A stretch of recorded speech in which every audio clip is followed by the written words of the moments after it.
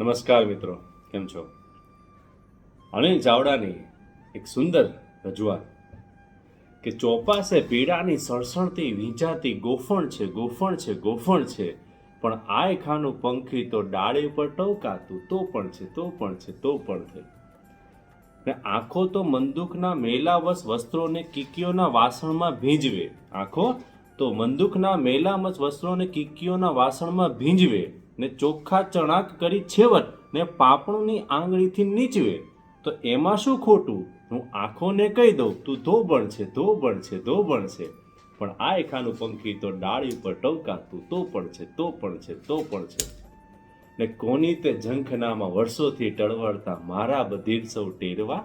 હે કોની તે ઝંખનામાં વર્ષોથી ટળવળતા મારા બધીર સૌ ટેરવા.